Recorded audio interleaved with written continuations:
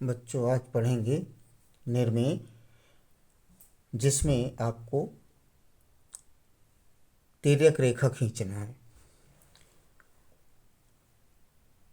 निर्मेय है 3 सेंटीमीटर त्रिज्या वाले दो समान वृत्त का और खा की रचना कीजिए, जिनके केंद्रों के बीच की दूरी 8 सेंटीमीटर है।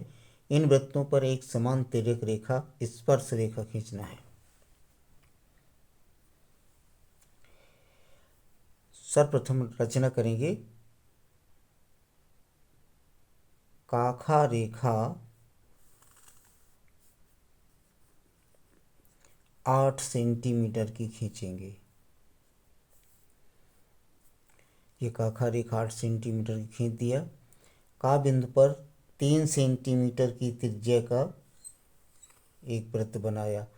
खा बिंदु पर 3 सेंटीमीटर की त्रिज्या का एक वृत्त बनाया।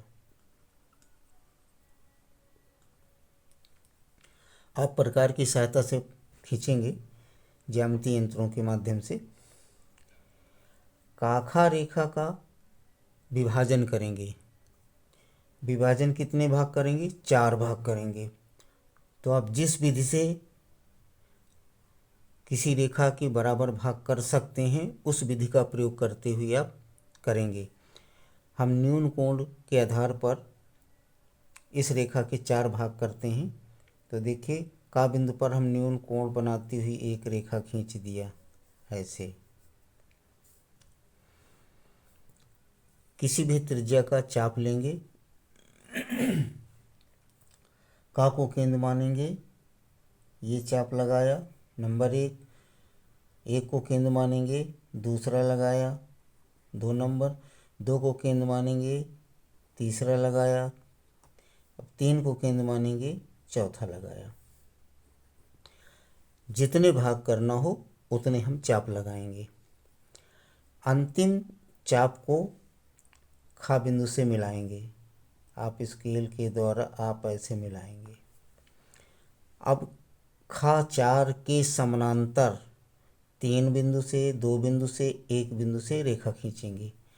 खा 4 के समानांतर ऐसे। ये अब देख रहे हैं यहाँ पर चा, छा और जा, ये ऐसे 3 बिंदु मिले जो काखा रेखा को 4 बराबर भागों में बांट रहे हैं। काचा, चाछा, छाजा और जाखा, ये 4 बराबर भाग खींच दिए आपने। अब चा को केंद्र मान करके चाका के बराबर त्रिज्या लेकर के या चाछा के बराबर त्रिज्या लेकर के ऊपर के हिस्से में एक ऐसे करके अर्धवृत्त खींचेंगे। इसी तरह से खा को केंद्र मान, जा को केंद्र मान करके और जाखा के बराबर त्रिज्या लेकर के नीचे की ओर एक वृत्त बनाएंगे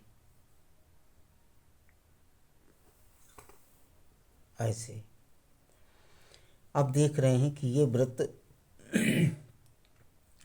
क्रमशः पा और फा बिंदु पर काट रहे हैं। यदि हम पाफा को मिला दें ऐसे करके ऐसे, ये